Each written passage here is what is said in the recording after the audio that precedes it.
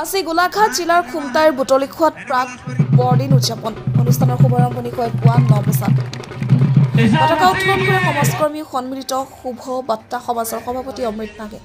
উপস্থিত থাকে খুমটাই মণ্ডলীৰ ৮জন পালক ও খুমটাই বুটলিখোৱাবাসী সমূহ প্ৰাক বৰদিন উদযাপন সন্মিলনীত উপস্থিত থাকে খুমটাইৰ বহু গণমান্য লোক স্থানীয় বহুকেইটা জনগোষ্ঠীয় লোক নৃত্য আৰু গীত পৰিৱেশন কৰা হয়। প্ৰথমে মই আপোনালোকৰ চেনেলক ধন্যবাদ দিছোঁ আৰু আজি প্ৰাক বৰদিনৰ যি আমাৰ কাৰ্যসূচী এই কাৰ্যসূচীটো আপোনালোকে সকলোৱে জানে, গোটেই সমগ্ৰ পৃথিৱীৰ মানুহে জানে যে ডিচেম্বৰৰ ২৫ তাৰিখটো হ'লে যীশুখ্ৰীষ্টৰ জন্মদিন হিচাপে বৰদিন হিচাপে খ্ৰীষ্টমাছ হিচাপে মানি আহিছে আৰু আমিও তেনেধৰণেৰে এইটো মানি আহিছোঁ। গতিকে আজি প্ৰাক বৰদিন তাৰমানে আগতীয়াকৈ আমি যি বৰদিন পাতিছোঁ এইটো মানে তেওঁৰ ধন্যবাদ দিবৰ কাৰণে আমি সকলোৱে মণ্ডলীৰ বিশ্বাসীসকলে বা ওচৰ চুবুৰীয়া আন ধৰ্মাৱলম্বীসকলেও আমি একেলগে মিলি তেওঁক ধন্যবাদ দিবৰ কাৰণে তেওঁক প্ৰশংসা কৰিবৰ কাৰণে আৰু প্ৰভুৰ জন্মদিনৰ নামত আমি আনন্দ কৰিবৰ কাৰণে এই কাৰ্যসূচীটো আমাৰ লোৱা হৈছে। গতিকে ইয়াত আমি যিখিনি কৰিছোঁ ইয়াৰ যোগেদি যাতে আমি ঈশ্বৰৰ পৰা আশীৰ্বাদ পাওঁ সকলো দিশতে, সেইকাৰণে আমি বাক্যৰে বা প্ৰাৰ্থনাৰে আমি এই কাৰ্যসূচীটো চলাইছোঁ।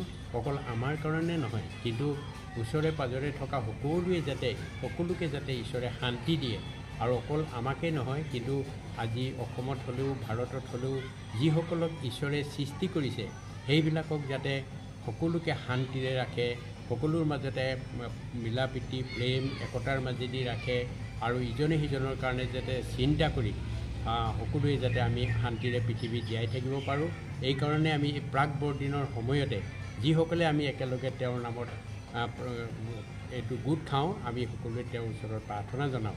সেইকাৰণে আজি আমি আগতীয়াকৈ এই প্ৰাক বৰদিনৰ কাৰ্যসূচীটো লৈছোঁ আৰু আমি সকলোৱে মিলি এই বিষয়বিলাক লৈ ঈশ্বৰৰ ওচৰত আমি প্ৰাৰ্থনা জনাইছোঁ।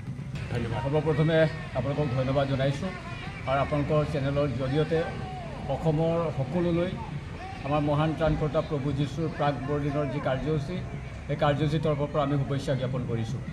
আজি আপোনালোকে দেখিছে আমাৰ গোলাঘাট জিলাৰ হাঁহতলী বুটলিখোৱা ৰঞ্জিত খেলপথাৰত বিভিন্ন জাতি জনগোষ্ঠীক লৈ আজি যি প্ৰাক বৰদিন ইয়াত উদযাপন কৰা হৈছে। আজি পুৱাৰে পৰা বিভিন্ন কাৰ্যসূচীবিলাক ইয়াত ৰখা হৈছে।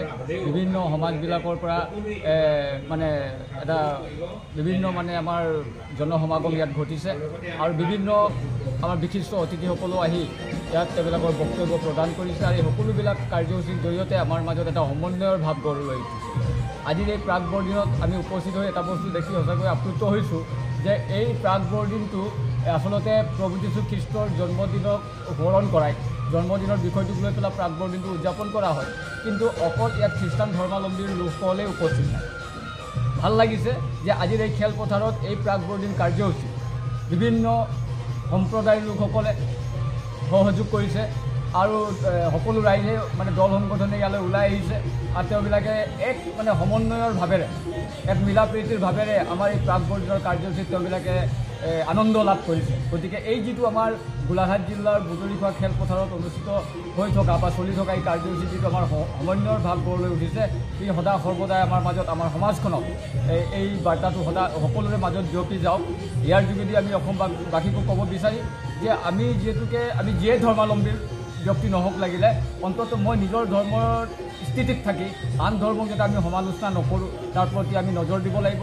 ইজনে আনজনৰ প্ৰতি যাতে আমি সমদৰ্দী হ'ব পাৰোঁ, আনৰ দুখত যাতে আমি দুখী হ'ব পাৰোঁ, সেই কথাবিলাকৰ প্ৰতি যাতে আমি লক্ষ্য ৰাখিব পাৰোঁ, তাৰ বাবে মই আজিৰ এই প্ৰাক বৰদিনৰ কাৰ্যসূচীৰ মাধ্যমেৰে সকলো দল সংগঠন সকলো জাতি জনগোষ্ঠীক আমি আহ্বান জনাব বিচাৰিম।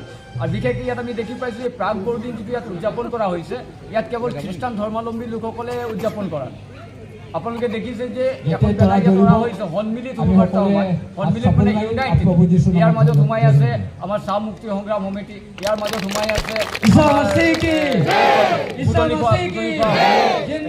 বুটলিখোৱাবাসী ৰাইজ, খ্ৰীষ্টান ধৰ্মাৱলম্বী লোকসকলে সোমাই আছে, ভূঞা সমাজ, কুৰ্মী সমাজ, চাওতালী সমাজ, এনেকুৱা ধৰণৰ বিভিন্ন সমাজ একত্ৰিত হৈ, সেইকাৰণে ইয়াক সন্মিলিত বুলি কোৱা হৈছে। একত্ৰিতভাৱে এই কাৰ্যসূচী অনুষ্ঠিত কৰা হৈছে আৰু সকলো ৰাইজে ইয়াৰ পৰা আনন্দিত হৈছে।